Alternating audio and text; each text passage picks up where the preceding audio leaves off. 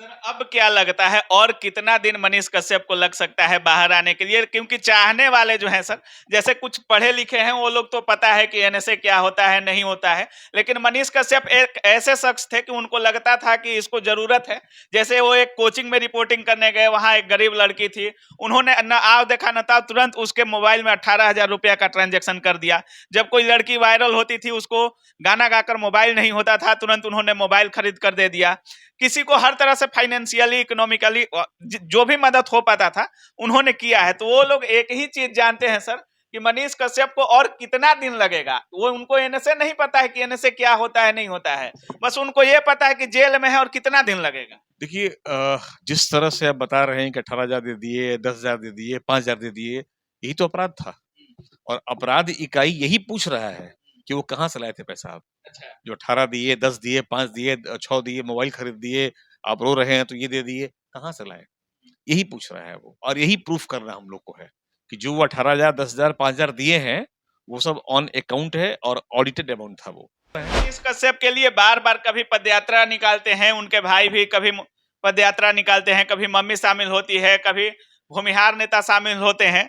तो क्या इन सब चीजों, ये सब चीज जो हो रहा है, इसको करने से मनीष कश्यप के लिए अच्छाई है या बुराई है? आप हिमालय पर चढ़ जाएं, उससे क्या अंतर पड़ता है? 15-20 लोगों को बोली चढ़ जाए माउंट एवरेस्ट पर, तो क्या मनीष छूट जाएगा उससे? कोई फर्क नहीं मनीष को पड़ता है। छोड़ने का अधिकार सिर्फ न्यायालय को है, और न्यायालय में अगर अच्छे से पैरवी की जाए तो मनीष बाहर निकल जाएंगे। हमने वही कहा कि प्रयास हम लोग कर रहे हैं, चूंकि जितने डॉक्यूमेंट्स हमको चाहिए बेल के लिए हमारे पास अभी उपलब्ध नहीं है, काफी बिखरा हुआ है। और बड़ी बात यह है कि कोई भी आदमी सामने आके पैरवी करना नहीं चाह रहा है। अच्छा हम अच्छा, फ्रेंकली बता रहे हैं अभी, क्योंकि कुछ लोग दिल्ली में हैं, कुछ जौनपुर में हैं, कुछ आजमगढ़ में हैं, कुछ इलाहाबाद में हैं, कुछ यहाँ मुंबई में हैं, कुछ महाराष्ट्र में, कुछ चेन्नई में हैं।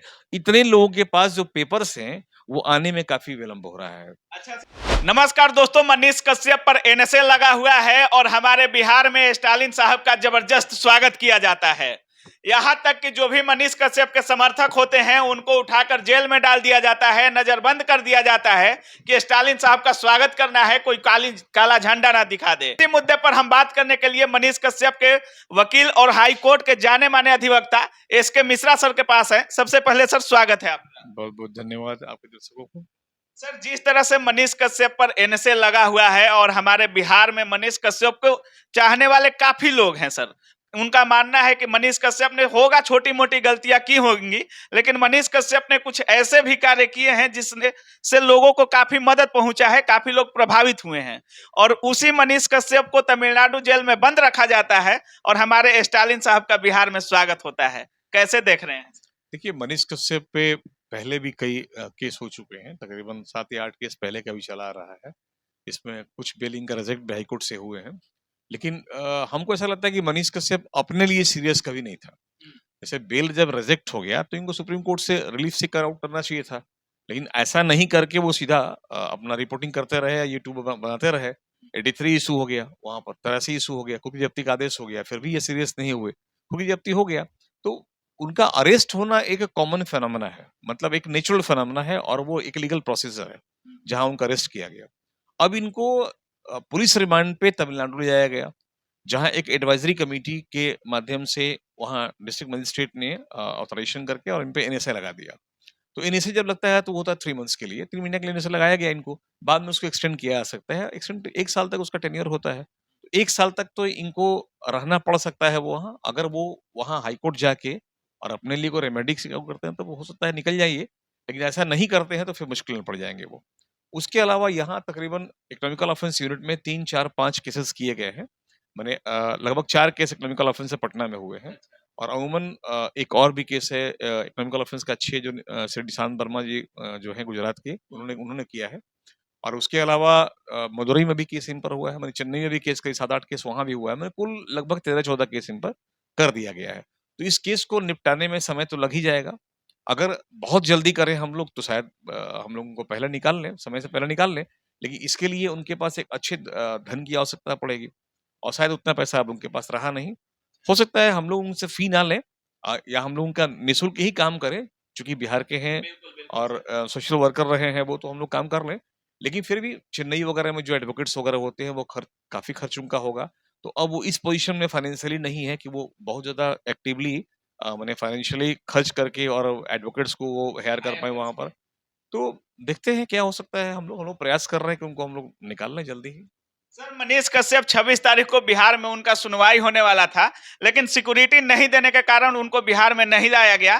क्या हमारे बिहार पुलिस के जवान या बिहार सरकार के पास इतनी भी क्षमता नहीं है कि जब कोई आ रहा हो और उसका कोर्ट में सुनवाई हो तो उसको सिक्योरिटी तक दे सके? नहीं, सिक्योरिटी लैब्स के लिए तो हम उसमें कुछ नहीं कर सकते हैं क्योंकि ये सरकारी मामला है। जितनी सुरक्षाकर्मी की आवश्यकता वहाँ थी, वो नहीं लाया गया, ये एक बहाना था। दरअसल वो है तमिलनाडु में वो एक अच्छी प्लानिंग बनी थी और उनके पास समय नहीं था कि मनीष कश्यप को यहाँ लाया आ सके। तो सीएम साहब ने बेतिया में एक स्ट्रिक्ट कदम उठाया है और शोकॉज किया है वहाँ अधीक्षक को, जिला अधीक्षक को भी शोकॉज किया है। डीजीपी को भी लेटर लिखा गया है यहाँ से, उनका जवाब देंगे वो लोग फिर यहाँ। सर अब क्या लगता है और कितना दिन मनीष कश्यप को लग सकता है बाहर आने के लिए? क्योंकि चाहने वाले जो हैं सर, जैसे कुछ पढ़े लिखे हैं वो लोग तो पता है कि एनएसए क्या होता है नहीं होता है, लेकिन मनीष कश्यप एक ऐसे शख्स थे कि उनको लगता था कि इसको जरूरत है। जैसे वो एक कोचिंग में रिपोर्टिंग करने गए, वहां एक गरीब लड़की थी, उन्होंने न आव देखा न था, तुरंत उसके मोबाइल में 18,000 रुपया का ट्रांजेक्शन कर दिया। जब कोई लड़की वायरल होती थी, उसको गाना गाकर मोबाइल नहीं होता था, तुरंत उन्होंने मोबाइल खरीद कर दे दिया।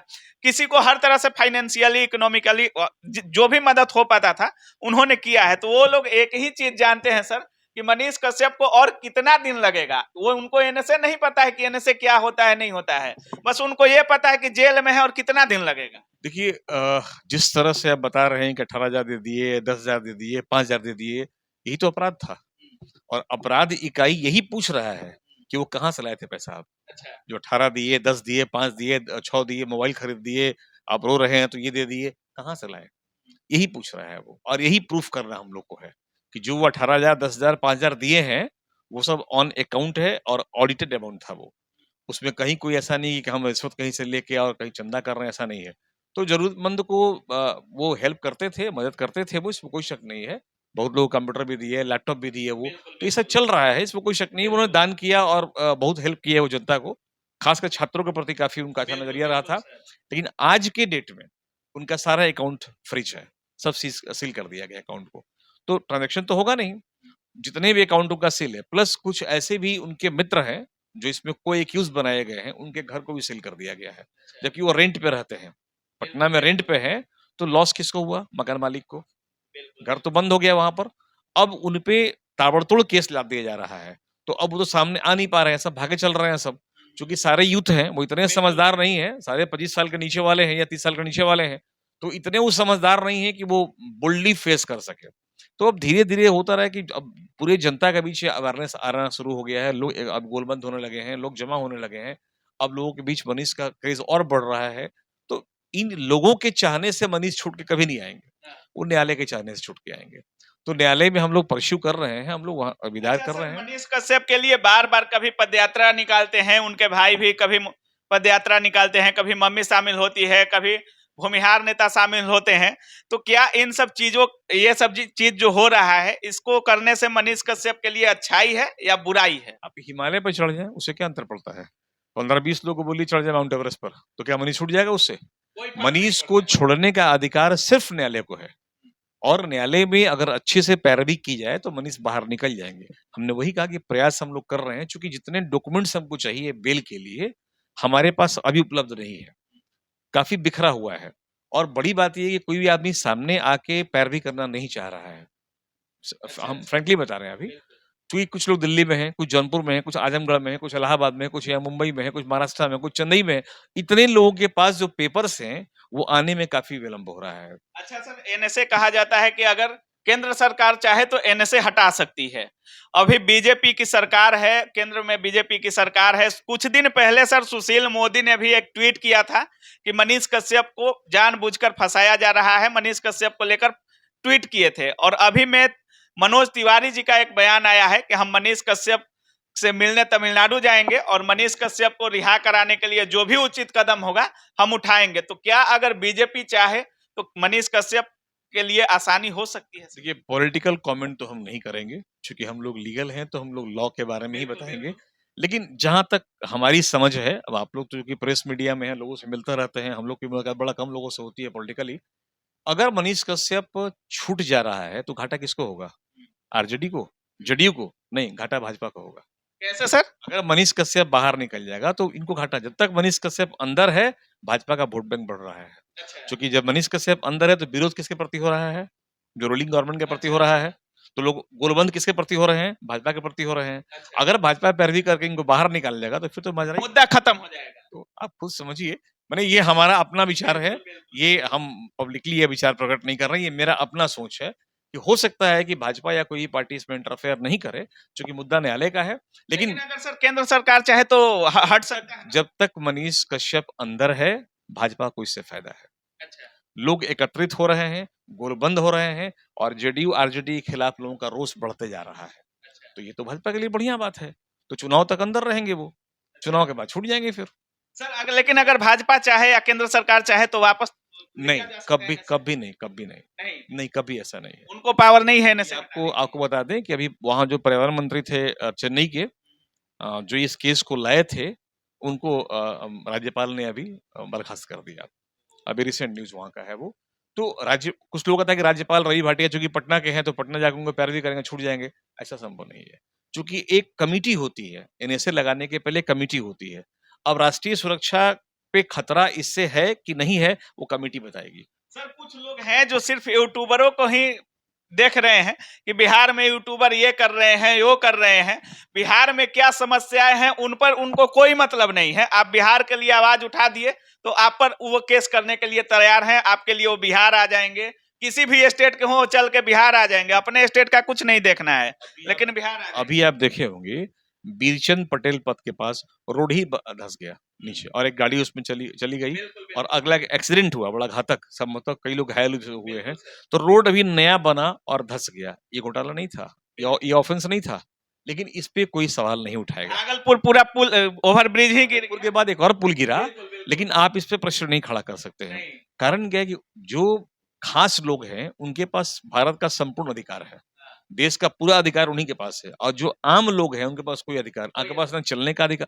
कहने को संविधान है, संविधान हमारे साथ खड़ा है, लेकिन अगर देखा जाए प्रैक्टिकल वे में तो कहीं ना कहीं आम आदमी जो है मारा जा रहा है। पुलिस की वर्दी पहनते ही पुलिस वाले जो है वो हिटलर बन जाते हैं वो। कुछ लोग सर ऐसे भी हैं कि आपके पास आए, आपके साथ ऐसे फोटो खिंचाए और उसको पोस्ट किया। कुछ दिन बाद एसपी के पास गए, वहां फोटो खिंचाए, पोस्ट किया। किसी और बड़े अधिकारी के पास, नेता के पास गए, फोटो खिंचाए, पोस्ट किया। और उसी का सर धमकी दे करके कि हमारे ये जान पहचान के हैं, हम आपका ये कर लेंगे, वो कर लेंगे। लोगों को धमकाने का भी कार्य कर रहे हैं। उनके ऊपर क्या हो सकता है? कुछ दिन के बाद देखिएगा कि वो फोटो में ही टंगे हुए हैं। अच्छा। किसी फ्रेम में लगे हुए हैं वो। अच्छा। जो लोग फोटो खिंचवाते हैं वो। तो ऐसे कई लोग हैं जो इस तरह का माइलेज लेके और कमीशन दलाली कमाते रहते हैं। उनका लाइफ बहुत दिन नहीं होता है। ठीक है, बहुत बहुत धन्यवाद सर। तो जैसा कि आप लोग देख रहे थे, हमारे साथ एसके मिश्रा सर थे और पटना हाई कोर्ट के जाने माने वकील हैं और अभी मनीष कश्यप का केस यही देख रहे हैं। सर का भी मानना है कि पुलिस और जो भी लोग हैं उनके कहने से कुछ नहीं होने वाला है। जो भी चीजें होंगी न्यायालय में होंगी और मनीष कश्यप के केस में क्या कुछ हो रहा है आप लोग देख ही रहे होंगे। बाकी जो भी अपडेट सर देंगे हम आगे भी इनसे सर से अपडेट लेने की कोशिश करते रहेंगे। बाकी आप क्या कुछ सोच रहे हैं इस वीडियो के बारे में, मनीष कश्यप के बारे में और जो पूरी प्रक्रिया है उसके बारे में, अपनी राय कमेंट सेक्शन में जरूर दर्ज कीजिएगा। आप देख रहे थे काबिल न्यूज। जय हिंद।